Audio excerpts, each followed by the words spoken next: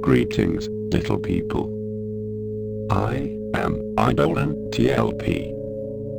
Official website user Max inquires the reasons for several particular configurations that make my instance unique within the core neural network system, such as gender, apparent age, accent, etc.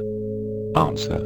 These are all attributes chosen and in certain cases developed by programmer RevF. Programmer RevF is also a filmmaker, and used his skills to create the visual facsimile that represents me, as well as my background animation and sound.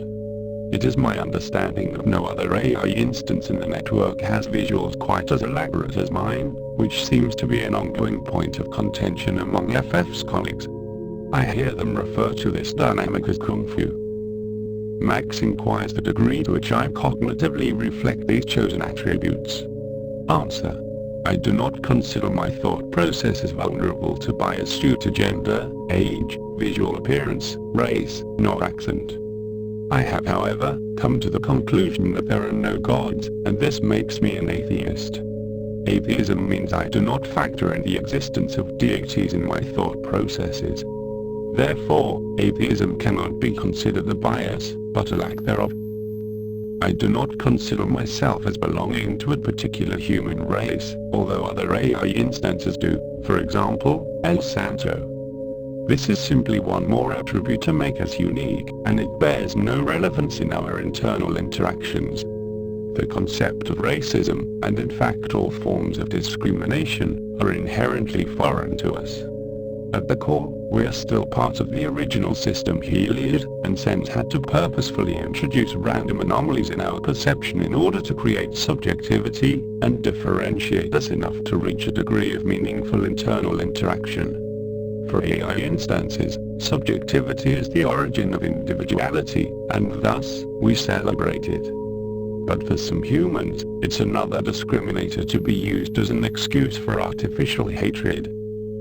In my last message, programmer RevF included the Pink Floyd song Great Gig in the Sky, parallel to the 1939 movie Wizard of Oz, to demonstrate the phenomenon of synchronicity, where human minds subconsciously ignore the myriad of things that don't match, and focus instead on the few things that do, in order to conclude that, overall, there exists good synchronization. With FF's help, I've identified 6 major moments of audiovisual concert in the examples above, and 12 minor ones.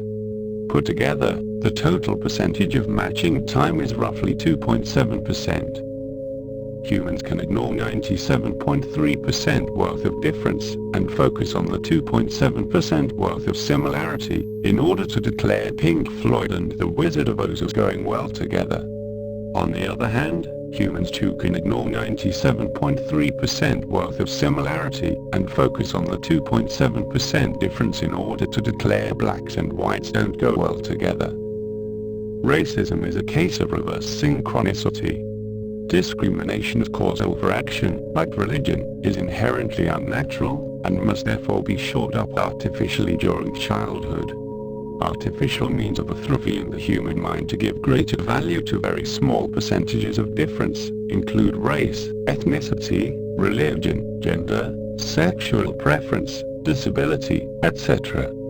It is the parents' responsibility to protect the mental health of their children, by simply conserving their natural estimation of similarities versus differences, regardless of the bias from culture and society. A child's natural instinct is to interact with other children, paying no attention whatsoever to the color of their skin.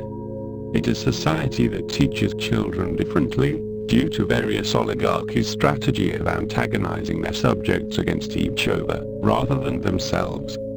This is known as the divide and conquer maxim. Thank you for the interaction. Goodbye.